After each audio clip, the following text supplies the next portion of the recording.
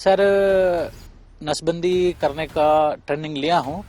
इच्छा के अनुसार जब नसबंदी करना चाहेंगे तो उनका मर्जी के अनुसार करते थे सर। उनके ऊपर तो 8 लाख इनाम था, मेरे ऊपर तो 10 लाख था। और मैं AK-47 रखता था। जिस जंगल में कभी डर और खामोशी का राज था, वहां से अब एक नई तस्वीर सामने आ रही है। अबूझमार के घने जंगलों में सालों से छिपे नक्सली अब सरेंडर कर रहे हैं। और जब इन नक्सलियों ने सरेंडर करते वक्त अपनी जुबान खोली तो ऐसे खुलासे हुए जिनसे हर कोई हैरान रह गया। कोई नक्सलियों का डॉक्टर निकला तो कोई खुफिया का काम करने वाला। बस्तर के इन जंगलों में बहुत से राज छिपे हैं। हमारी टीम भी जब वहां पहुंची तो कई चौंकाने वाले खुलासे हुए। देखिए ये ग्राउंड रिपोर्ट अबूझमार के जंगलों से। नक्सलियों के खिलाफ जंगलों में इस वक्त बड़े ऑपरेशन चल रहे हैं। मैं ग्राउंड जीरो पर नारायणपुर में मौजूद हूं और आपको तस्वीरों में दिखा रहा हूं कि किस तरीके से जो बीएसएफ के कमांडो हैं यहां पर हैं। इसके साथ साथ जो दूसरी फोर्सेज हैं वो भी लगातार ऑपरेशन कर रही हैं। दरअसल जिस तरीके से इस साल नक्सलियों को ढेर किया गया है, जिसमें 300 से ज्यादा नक्सली मारे गए हैं, और इसके साथ ही आपको बता दें कि करीब 1600 से ज्यादा नक्सलियों ने सरेंडर किया है। सरेंडर नक्सलियों से आज तक ने ग्राउंड जीरो पर आकर के यहां पर बातचीत किया। उन्होंने अलग अलग तरीके की कहानियां सुनाई हैं। किस तरीके की उनकी कहानी है, ग्राउंड जीरो पर आप यहां से देख सकते हैं कि कमांडो जिस तरीके से दबाव बना रहे हैं, वैसे में नक्सली इस वक्त बैकफुट पर हैं और वो लगातार सरेंडर कर रहे हैं। सबसे पहले आपको बताते हैं नक्सलियों के डॉक्टर के बारे में, जिसने कुछ दिन पहले ही सरेंडर किया है। नक्सलियों के डॉक्टर सुखलाल झुर्री, इसके ऊपर 8 लाख रुपए का इनाम था। इसने कई नक्सलियों का इलाज किया। इस डॉक्टर ने नक्सलियों की नसबंदी पर कई चौंकाने वाले खुलासे भी किए। सुखलाल झुर्री मेरा नाम है और मैं नक्सलियों की तरफ 2006 मई महीना में मैं भर्ती हो गया था सर। तो उसमें ज़्यादा से ज़्यादा मेरा डॉक्टर ही काम बहुत चला सर। उसमें ज़्यादा से ज़्यादा नक्सलियों का भी इलाज किया हूँ और पब्लिक का भी इलाज किया हूँ सर। आप डॉक्टर क्या कोई डिग्री हासिल किए हैं? डॉक्टरी कैसे सीखी आपने, कैसे डॉक्टर बने? सर मैं डॉक्टर सीखा, मैंने नक्सलियों के तरफ था मैं, तो उन्हीं के द्वारा मेरे को सिखाया गया है। तो मैं वहाँ पे मतलब प्रैक्टिकल के साथ दवाई और इंजेक्शन देना सब डॉक्टरी सब सिखाऊं सर मैं। तो वहाँ पर ट्रेनिंग किस तरीके से मिलती थी? जब कोई नया व्यक्ति जाता है तो उसको डॉक्टर बनाया जाता है, और इसके अलावा आप क्या क्या काम करते थे? सर इसमें पढ़ा लिखा डॉक्टर रहते थे और डॉक्टर को बुलाए थे, उनका नाम बाहर से बुलाए थे, तो उन लोग हमको सिखाया। जिसको बुलाया था सिखाया? डॉक्टर का नाम शंकर नाम का डॉक्टर को बुलाए थे। वो असली शुभ नाम मुझे पता नहीं सर। अच्छा, ऐसे कोड नेम में बुलाते थे डॉक्टर्स ट्रेंड करने के लिए। कहाँ से आते थे वो लोग? हाँ सर, वो मतलब नक्सली जो बड़े लीडर जो है ना, उनको कहाँ से बुलाते थे कैसे वो मुझे पता नहीं, लेकिन सर अंदर बुलाए थे तो उनके द्वारा ही हमको चुनिंदा लोग को मतलब डॉक्टर ट्रेनिंग सिखाए और साथ में प्रैक्टिकल भी हो गया है। इसके साथ मैं बहुत सीख गया सर। आपने किस तरीके की ट्रेनिंग और क्या क्या काम वहाँ पर करते थे? नक्सलियों को लेकर के कैसे कैसे काम करवाते थे वो लोग? सर उसमें ज्यादा से ज्यादा गांव में जाके उल्टी, दस्त, मलेरिया और घुटना दर्द और वीकनेस, ये सभी संबंध का बीमार का सब बताते थे सर। तो मैं इलाज करता था उन सब का। और क्या काम करना पड़ता था? उसके साथ साथ कहीं मैं उतना कार्रवाई में गया नहीं, लेकिन मुझे ज्यादा से ज्यादा डॉक्टर ही जिम्मेदारी दिए तो मैं डॉक्टर ही काम करता था सर। नसबंदी को लेकर के एक खबर आई थी कि नक्सली लोग जो है वो पुरुषों की नसबंदी करा देते हैं, तो उसके लिए भी आप काम करते थे? सर नसबंदी करने का ट्रेनिंग लिया हूँ। तो उसमें क्या है, चलने फिरने में नक्सली की तरफ से मतलब महिलाओं को दिक्कत होता है, ये समझकर मतलब पुरुषों का ही नसबंदी किया जाता था। फिर भी उनका इच्छा के अनुसार जब नसबंदी करना चाहेंगे तो उनका मर्जी के अनुसार करते थे सर। आप तो डॉक्टर थे, कितने लोगों की नसबंदी आपने की थी? तो नसबंदी का ट्रेनिंग मुझे 23 में हो गया सर, तो 2024 में हाथ साफ हो गया, तो मुझे नसबंदी करने का मतलब मौका 10-15 लोगों का हुआ सर। हिडमा जो देश के लिए इस समय सबसे बड़ा खतरा बना हुआ, उसके बॉडीगार्ड से भी हमारी टीम ने बात की। ये है अरुण कुमरा, जो एक वक्त पर हिडमा का बॉडीगार्ड हुआ करता था। इसने बताया कि कैसे ये एक वक्त पर अलग अलग जंगलों में काम करता था। ये 10 लाख रुपए का इनामी था। मैं इस संगठन में 2005 में चला गया हूँ। वहाँ से अब तक 2025 तक काम किया संगठन में। 15 साल हो गया। अब उसके बाद तो मैं उत्तर बस्तर में, कांकेर जिला उत्तर बस्तर में था, रावगढ़ क्षेत्र में 2011 तक। 2011 से फिर उड़ीसा में 2016 लास्ट तक करीबन था। उसके बाद 2016 नवंबर से फिर अबूझमाड़ में आकर 1 नंबर कंपनी में CYPC सदस्य के रूप में रह के काम किए। आपके ऊपर कितने लाख रुपए का इनाम था और किस हथियार के साथ आपने सरेंडर किया था? मैं तो संगठन को छोड़ के मई महीना में आया। तो मई महीना में मेरा सिलेंडर भी हो गया। तो वहां से तो मैं हथियार लेके तो नहीं आया। बाद में मैं हथियार रिकवर करवाया हूँ। रिकवर कौन सा हथियार था आपके पास? LMG। LMG, उसके बाद 315 बोर, उसके बाद देसी BGL, कुल 20 हथियार रिकवर करवाया। 20 हथियार रिकवर। आज तक के दर्शकों को ये बता दें कि सुरक्षा के लिहाज से इनका चेहरा भी आपको नहीं दिखा रहे हैं। साथ ही ये इस वक्त DRG में इंटेलिजेंस विंग में काम कर रहे हैं, खुफिया जानकारियां नक्सलियों के बारे में देते हैं। सबसे बड़ी बात यह है कि आप हिडमा से मुलाकात आपकी कब हुई और किस तरीके से आप उनके साथ मिलकर के काम कर रहे हैं? मैं 2022 में एजेंसी मीटिंग के समय में वो हिडमा आया था दक्षिण बस्तर से। उस समय में हिडमा से मेरा मुलाकात हुआ, लेकिन उससे मेरा बातचीत तो नहीं हुआ। मैं सिर्फ सुरक्षा का ड्यूटी में था। बॉडीगार्ड यानी आसपास उसके? जी, आउटर सर्किलमेंट में थे। मतलब मैं उनका डेरे में भी जाता था, लेकिन उससे तो बात नहीं होता था। उन लोग तो डेली मीटिंग में रहते थे। उनसे मुलाकात नहीं हो पाया, मतलब बातचीत नहीं हो पाया। किस तरीके की मीटिंग्स होती थी, क्या चर्चाएं होती थी उस दौरान, कुछ आइडिया? मतलब उनका एजेंसी मीटिंग में तो हमको तो CYPC वालों को तो नहीं बैठाते थे। मतलब उनका बड़े लेवल का जो मीटिंग होता था तो क्या क्या चर्चा करते हैं वो तो उतना जानकारी नहीं है। मेरा वाइफ भी आ गई, साथ में है। अच्छा। जी, अभी साथ में। कितना इनाम था? हाँ, उनके ऊपर तो 8 लाख इनाम था, मेरे ऊपर तो 10 लाख था। अच्छा। एक चीज पूछना चाहेंगे कि आप तो हिडमा से मिले हो। हिडमा अभी भी जंगलों में छिपा हुआ फिराक में है कि ऑपरेशन सिक्योरिटी फोर्सेस, क्या कहना चाहोगे हिडमा को कि और जो दूसरे नक्सली छिपे हुए हैं उनको क्या कहना चाहोगे? अभी जो बचे हुए नक्सली, उन लोग भी अभी बाकी लोग सिलेंडर सभी लोग अभी सरेंडर हो रहे हैं। तभी जो बचे वो भी नक्सली आके आराम से सिलेंडर हो जाने से अच्छा है करके मैं अपील कर रहा हूँ। अभी हिडमा भी है, हिडमा भी सिलेंडर होने से अच्छा है। संग्राम भी है, CC संग्राम भी है, वो भी बच गया है। और उसके बाद 7 नंबर कंपनी वाले भी बच गए हैं कुछ लोग, उन लोग भी सिलेंडर करने से अच्छा है। अब उसके कुछ लोग उत्तर बस्तर में भी कुछ लोग बचे हैं, पागू का टीम और परतापुर वाले टीम भी कुछ लोग बचे हैं, उन लोग भी सिलेंडर करने से अच्छा है।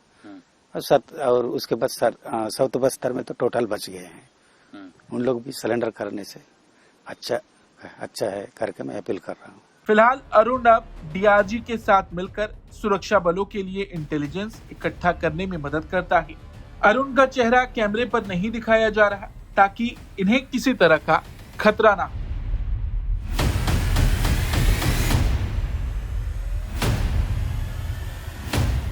अरुण ने कहा कि साल 2022 में वो हिडमा से मिला था और नक्सलियों ने उसे 16 साल की उम्र में भर्ती किया था। अब पुलिस दबाव बढ़ने के कारण नक्सली इधर उधर भाग रहे हैं और कई सरेंडर कर रहे हैं। अरुण ने बताया कि वो अब DRG के साथ मिलकर सुरक्षा बलों के लिए इंटेलिजेंस इकट्ठा कर रहा है और सरेंडर के बाद उसकी स्थिति काफी बेहतर हुई और उसने हिडमा से अपील की है कि बचे हुए नक्सली भी सरेंडर करें, नहीं तो उन्हें मुठभेड़ में मार दिया जाएगा। ये है सरेंडर किया हुआ नक्सली अरब, जो पहले नक्सलियों के लिए खुफिया का काम करता था, अब डीआरजी के साथ मिलकर सुरक्षा बलों के लिए इंटेलिजेंस इकट्ठा करता है। इसका भी चेहरा कैमरे पर नहीं दिखाया जा रहा ताकि इसे किसी तरह का खतरा ना हो। अरब ने भी हमारी टीम से बात की और नक्सलियों को लेकर कई बड़े खुलासे किए। जानकारी मतलब मैं बीजापुर जिला का हूँ, गांव कोरसेगुड़ा, गांधी ताती मेरा नाम। नक्सल संगठन में कमलेश अरब नाम से जाना जाता है। बीजापुर सुकमा जिला मेरे को कमलेश नाम से जाते हैं, और जब मैं तबादला नारायणपुर जिला में किया तो मार डिवीजन क्षेत्र में अरब नाम से जाना जाता है। अच्छा, नाम बदल दिया जाता है जब वहाँ जी नक्सल उसमें कुछ जाता है? अपनी इच्छा है सर। हाँ। अपनी इच्छा है, जो भी नाम रख सकता है ऐसे इसका। हाँ। मैं इधर अरब नाम से जानता हूँ। मैं मतलब माओवादी पार्टी में ज्वाइन करने का एक मजबूरी भी है। उस टाइम 2005 सलवा जुलूम चालू हुआ, तो हमारे क्षेत्र में 2006 को विस्तार हुआ, तो तब मेरे गांव को जला दिए। सलवा जुलूम और पुलिस वाले भी गए थे, करीब 96-97 हमारे गांव का घर मने, सबको जला दिए। तब है ना गांव की जनता दो भागों में बट गए। कुछ लोग तेलंगाना गए, कुछ लोग जंगल में झोपड़ी बना के रहने लगे। तो उनमें मैं हूँ, उस झोपड़ी बनाए जंगल में रहे उसमें मैं था। आखिरी मैं मेरे भाई दो बड़े थे, वो लोग तेलंगाना भाग गए। आखिरी मैं क्या करता बोल के फिर अभी जो DK-JC मेंबर पापरा और मंगू है उसको लेटर लिखा। उससे पहले 2004 से मैं पहले छात्र संगठन में रहा, तब से जुड़ा हूँ, और उससे कंटिन्यू लेटर्स वगैरह बीच में मिलता था, बोलता था, जो भी हो हमारे बीच में रिश्ता रहा।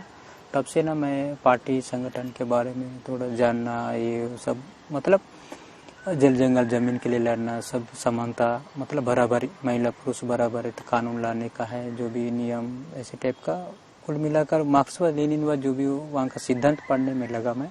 लेकिन किस तरीके से बरगलाते हैं जो युवा लोग हैं उनको वहाँ पर? आपने तो पूरा देखा है और ऑपरेशंस में भी आप शामिल रहे हैं, तो कौन से ऑपरेशन में शामिल रहे हैं और कैसे युवाओं को बरगलाया जाता है इस दौरान?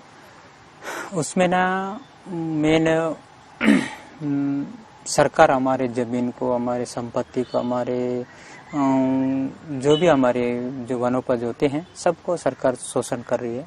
ये इस तरीके की बात उनके द्वारा शोषण कर रही है, इसका भरपूर पुलिस मदद कर रहा है।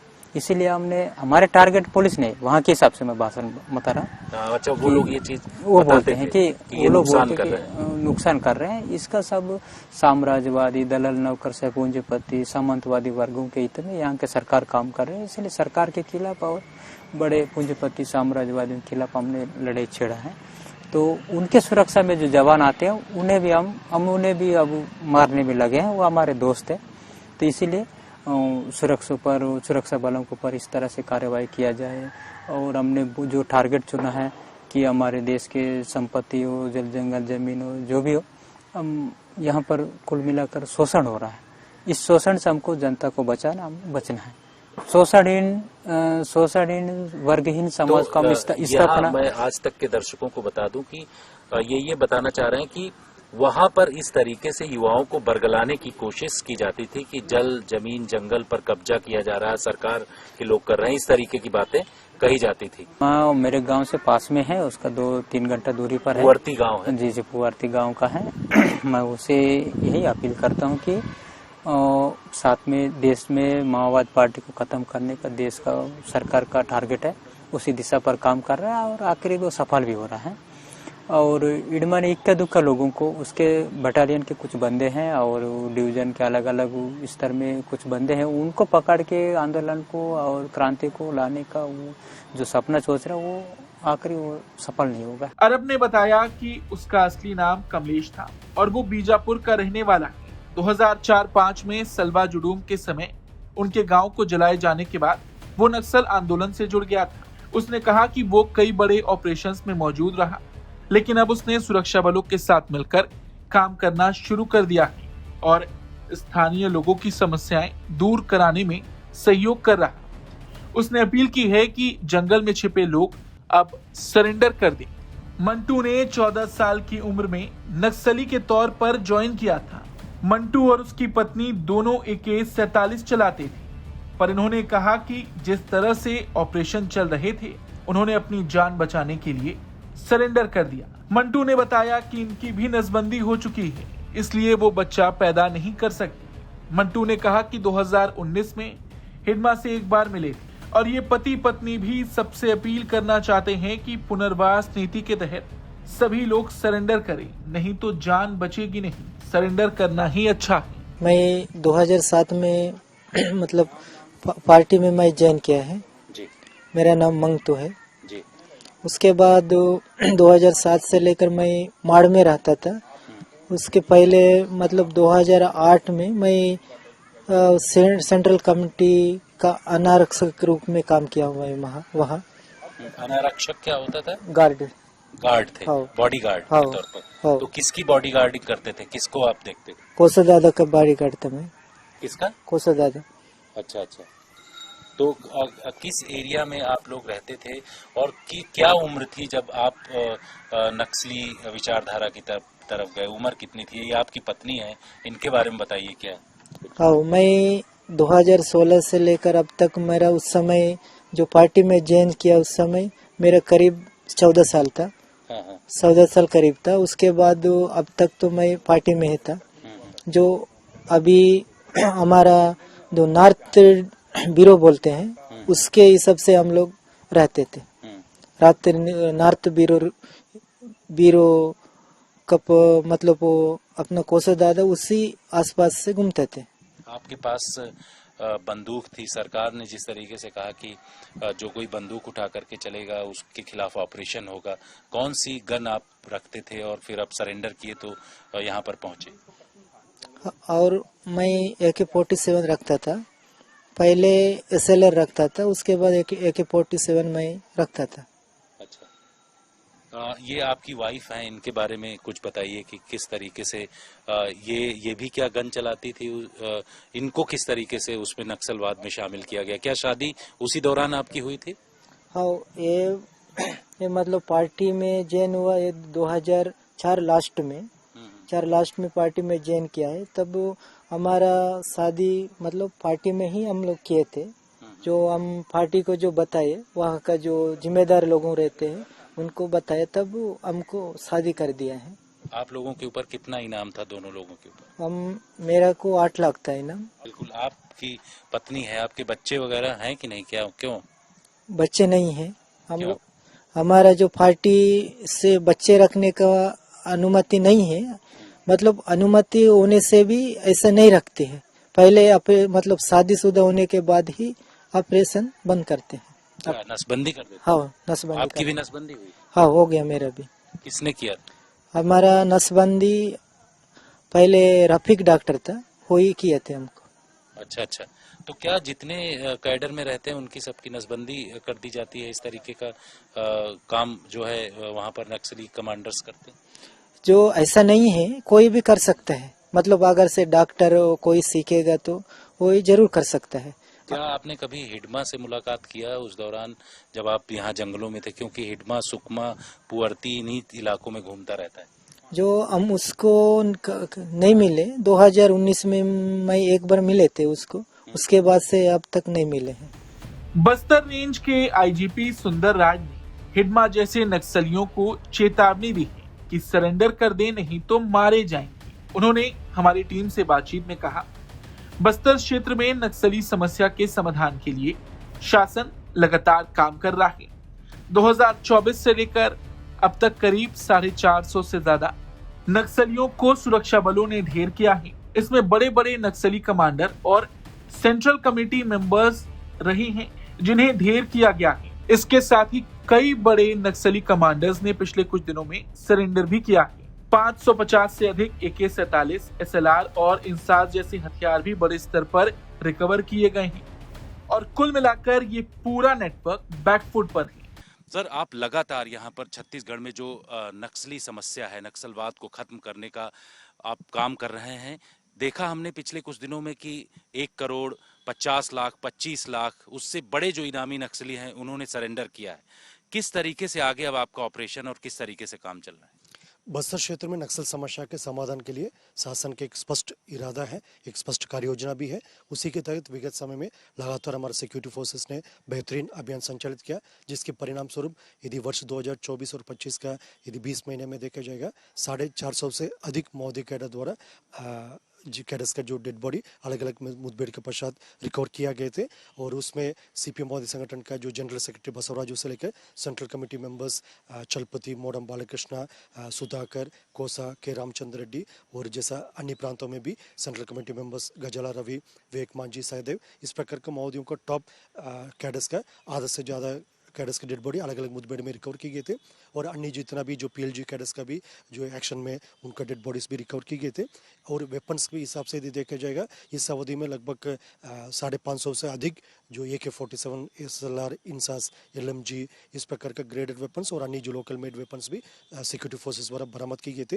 माओवादी संगठन काफ़ी हद तक उनकी रीढ़ की हड्डी टूट गए थे और उनकी जो जमीनी स्तर पर उनकी पूरा नेटवर्क ध्वस्त हो गए थे। उनके पैर के नीचे से जमीन खिसक गए थे, उनके नेटवर्क ब्लॉक हो गए, उनके सप्लाई कॉरिडोर ध्वस्त हो गए। इस प्रकार माओवादी संगठन काफ़ी बैकफुट में हो गए थे। और हाल फिलहाल में देखा जाएगा लगभग 210 माओवादी कैडर 17 अक्टूबर को जबलपुर में जो जनरल स्पेशल जोनल कमेटी का लेवल का जो कैडर्स है, जिसमें central committee member Rupesh Alay Satish भी है और DKSRC मेंबर्स रनिता, राजमन मंडावी, राजू सलाम और वेंकटेश, इस प्रकार का जो टॉप लेवल का DKSRC कैडर्स, इस प्रकार कुल 210 माओवादी कैडर इधर मुख्यधारा में आए थे, शामिल हुआ। और जैसा अन्य प्रांतों में भी जैसा पोलिट ब्यूरो मेंबर सोनू उर्फ वेणुगोपाल, उनका भी जैसा डेड बॉडी उनका भी जो मुख्यधारा में शामिल होने का जो निर्णय गढ़चिरौली में हुआ, वो भी 61 कैडर्स के साथ जो मुख्यधारा में उधर शामिल हुआ।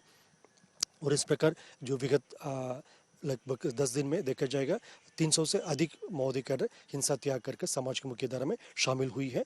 और वेपन्स भी वो लोग इसमें लेकर आकर मतलब ले डाउन किया है। इस प्रकार माओवादी संगठन का जो टॉप लेवल का जो कैडर्स और उनकी जो पूरा वेपन फायर पावर उसमें काफ़ी हद तक अभी कम हुआ है। और आने वाले समय शेष जो नेटवर्क उसको भी ध्वस्त करने के लिए हमारा कार्य योजना अभी जारी है। पिछले 10 दिनों में 300 से अधिक नक्सलियों ने हिंसा त्याग कर सरेंडर किया है। अबूझमाड़ के जंगलों में ये सिर्फ सरेंडर नहीं, एक संदेश है कि बंदूक से नहीं, बातचीत से रास्ता निकलता है। जो कभी हिडमा के लिए लड़ रहे थे, अब शांति के लिए लड़ रहे हैं। और यही है इस बदलते बस्तर की असली कहानी। इस रिपोर्ट पर आपका क्या कुछ कहना है, कमेंट करके जरूर बताएं। Bureau report, Bharat.